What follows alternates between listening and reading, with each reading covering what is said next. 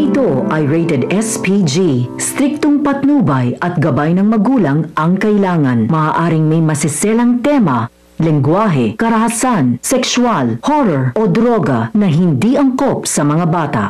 Aatras si Morgana sa plano niya. Babawiin niya ang utos niya kay Gilbert. Pero paano mapipigilan ang pagsabog kung nag-uumpisa na ang pagtakbo nito? Abangan natin sa abot kamay na pangarap. Naisagawa na ni Gilbert ang paglalagay ng pasabog sa kotse ni Giselle. Mabilis niya itong naikabit nang walang nakakakita. Tumakas din agad si Gilbert. Bumalik naman si Giselle kina RJ at Annalyn matapos niyang magpaalam sandali. Umalis kasi siya dahil may dinaanan pa siya. Nag-uusap muna silang tatlo. Sabi ni Giselle, "Salamat at nandito kayo. Sinasamahan niyo ako. Kapag mag-isa kasi ako para ako mababaliw sa kakaisip ng mga pagkakamaling nagawa ko. Sorry sa inyo dahil nadamay pa kayo." Sumagot si Annalyn, "Okay lang po yun, Tita Giselle. Ang mahalaga po, nalaman nyo na mali ang ginawa ninyo. Huwag nyo na pong uulitin ang maghigante. Huwag nyo pong ilalagay sa alanganin ang moral at buhay nyo. Andito lang po kami ni nanay at tatay para suportahan kayo." Sumang-ayon si RJ.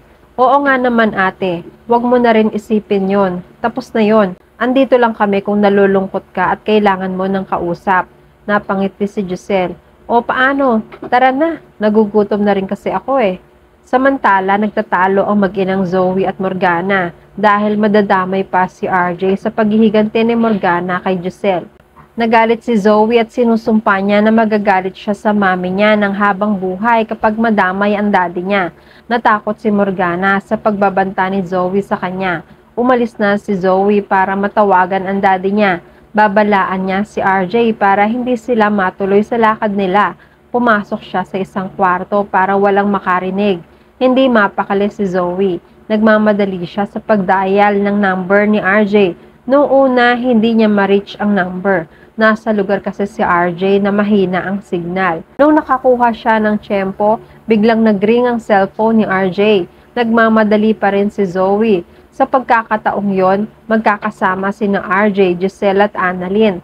Napatigil sila sa paglalakad. Sabi ni RJ, tumatawag si Zoe. "Sandali lang ate, kakausapin ko lang." "Hello Zoe?" Kaso biglang namatay ang cellphone ni RJ.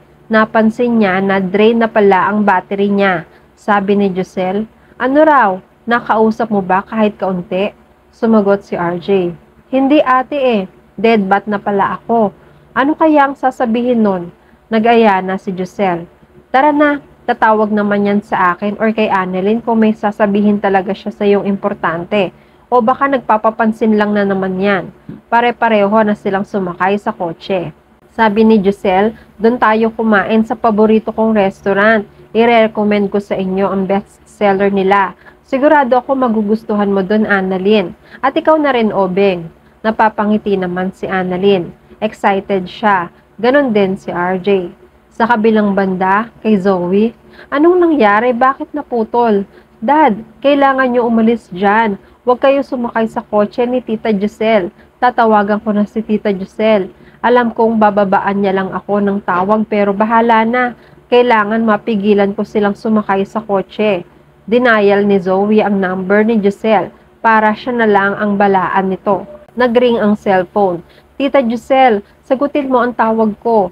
Pero sa kabilang linya, naiinis si Giselle. "Ano ba yan? Sa akin naman natawag ang anak mo, Obeng." "Hay naku, wag mo nang pansinin muna yung anak mo, please. Gutom na ako." Baka wala lang naman ng tawag niya ni Zoe. Magdadala lang niya ng bad vibes. Baka masira pa ang araw ko. Nakinig naman si RJ sa ate Giselle niya. Walang imik naman si Annalyn. Dahil naman sa takot ni Morgana sa pagbabanta ni Zoe na kamumuhian siya nito kapag mapahamak si RJ, napagdesisyonan ni Morgana na iatras na ang plano. Pasalamat ka Giselle kung hindi lang dahil kay Zoe. Maiihaw ka na sa sarili mong kotse. Kailangan kong mapigilan si Gilbert. Tinawagan ni Morgana si Gilbert. "Gilbert, nasaan ka? Ginawa mo ba ang pinapagawa ko sa'yo?" Sumagot si Gilbert. "Ma'am Morgana, okay na. Nalagay ko na ang pasabog." Natataranta na si Morgana. "Ano? Nailagay mo na?" Nagtaka si Gilbert. "Opo, nailagay ko na.